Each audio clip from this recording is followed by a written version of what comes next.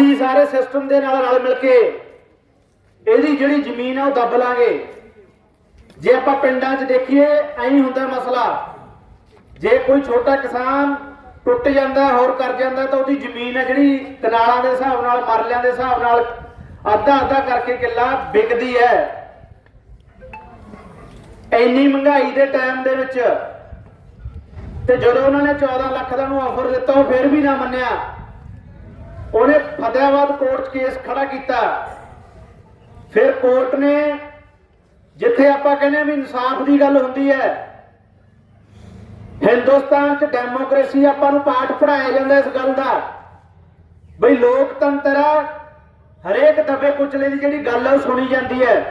ਮੇਰੇ ਡੈਡੀ ਦਾ ਮਤਲਬ ਆੜਤੀ ਅਸੀਂ ਜਾਖਲ ਤੇ ਜੱਗੂ ਵੀ ਉਹਦੇ ਨਾਲ ਲੈਣ ਦੇਣ ਸੀ ਜਿਹੜਾ ਵੀ ਹੈਗਾ ਸੀ, ਪਰ ਕੋਈ ਵੀ ਫਸਲ ਜਾਂਦੀ ਸੀ ਆਉਂਦੀ ਸੀ ਵੀ ਮੰਨ ਲਓ ਸਾਨੂੰ ਇਸ ਬਾਰੇ ਪਤਾ ਨਹੀਂ ਸੀ ਵੀ ਕੀ ਲੈਣ ਦੇਣ ਹੈ।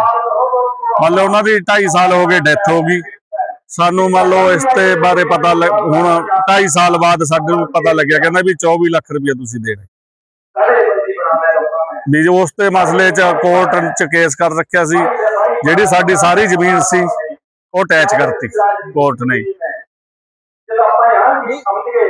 ਨਹੀਂ ਸਾਨੂੰ ਇਸ ਬਾਰੇ ਕੋਈ ਵੀ ਪਤਾ ਹੈ ਸੀ ਸਾਡੇ, ਪਰ ਵੀ ਇੰਨੇ ਕੁ ਪੈਸੇ ਹੋਣੇ ਉਹਦੇ ਹੀ, ਪਰ ਉਹ ਜਦੋਂ ਇਹ ਪਤਾ ਲੱਗਿਆ ਵੀ 24 ਲੱਖ, ਕਹਿੰਦਾ ਵੀ 24 ਲੱਖ ਰੁਪਇਆ ਲੈਣਾ ਹੀ।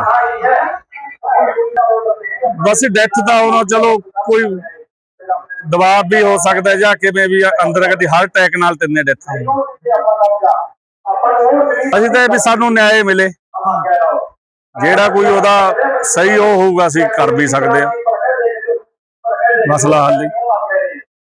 ਹਾਂਜੀ ਅਸੀਂ 16 ਲੱਖ ਰੁਪਇਆ ਕਹਿ ਕੇ ਆਏ ਆ ਉਹਨੂੰ।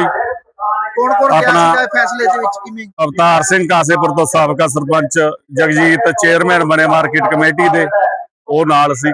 ਉਹਨਾਂ ਨੇ ਅੱਗੇ ਗੱਲ ਕਰੀਏ, ਮੇਰਾ ਭਰਾ ਸੀ ਨਾਲ। 16 ਲੱਖ ਰੁਪਏ ਜੀ ਵੀ ਉਹ ਕਹਿੰਦਾ ਨਾ ਮੈਂ 24 ਲੈਣਾ, ਕਹਿੰਦਾ ਵੀ ਚਲੋ 20 ਤੱਕ ਕੋਈ ਇਸ ਤਰ੍ਹਾਂ ਮੈਂ ਗੱਲ ਕਰ ਦੂੰਗਾ। ਅੱਜ ਵੱਲੋਂ ਸਾਡੇ ਕੋਲੇ ਇਹ ਸੰਮਣ ਆਏ ਸੀ ਰੈਸਟੋਰੈਂਟ ਦੇ, ਪਹਿਲੀ ਵਾਰ ਅਸੀਂ ਉਹਦੇ ਦੁਕਾਨ ਤੇ ਚਲੇ ਗਏ ਸੀ। ਫਿਰ ਹੁਣ ਪਤਾ ਹੀ ਹੈ ਵੀ ਸਾਡਾ ਸਹੀ ਉਹ ਹੋਵੇ और तक पंचायती तौर पर किसी भी ढंग तरीके के निमन की बात नहीं करी, लेकिन उसने कोर्ट में केस ला कर उन पैसों के 3 गुना बना दिए। 7 लाख के 24-25 लाख रुपये बना दिए, 3 गुना से भी ज़्यादा। हालांकि इस देश का कानून है वो कह भी आप डबल से ज़्यादा पैसे नहीं ले सकते। जो आपने मूल दिया 7-10 से 14-20 बने जो डबल भी बैठ दो, लेकिन उसने इस तरीके की कोई अप्रोच नहीं करी। उसने गलत ढंग तरीके से चेकों पे साइन करके उसका खाते में डाल के निकाल के उसने यह गड़बड़ी करी है और उस किसान की ज़मीन नीलाम करवा दी। आज नीलामी की पहली तारीख है 17 दिसंबर और 16 लाख रुपये 2022 तक बने हैं। उसके बाद में 1% ब्याज है।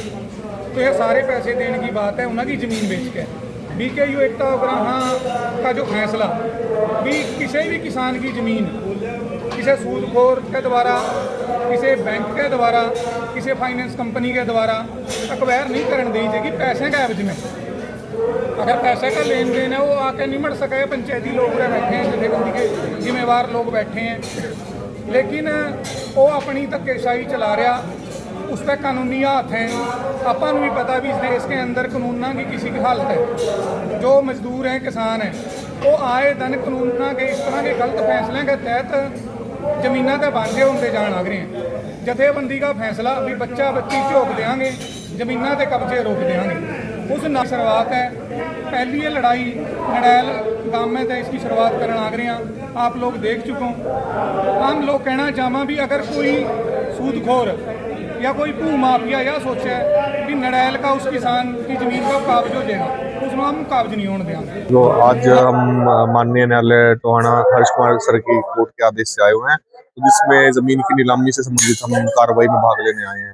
तो इसमें 2 पार्टी का आपस में विवाद था, जिसमें पैसों को लेन देन को लेके कोर्ट ने जमीन को नीलाम करके पैसों को पूरा दिलवाने के संबंधित जो है फैसला जारी किया है। तो अब आज उसी की कार्रवाई से संबंधित आज हम यहाँ पे पूरा मामला केस के अंदर जो जमीन थी वो सारी लगभग कुर्क है।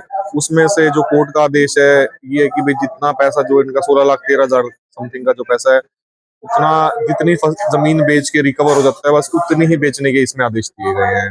तो वो बेच के जो रिकवर होएगा बाकी जमीन जो है फिर बच जाएगी, वो संबंधित जमींदार को वापिस होगी, इतना ही होगा इसके अंदर। नीलामी के बाद जो पैसा आएगा देखिए वो तो जमा होएगा ही होगा कोर्ट में, ठीक है।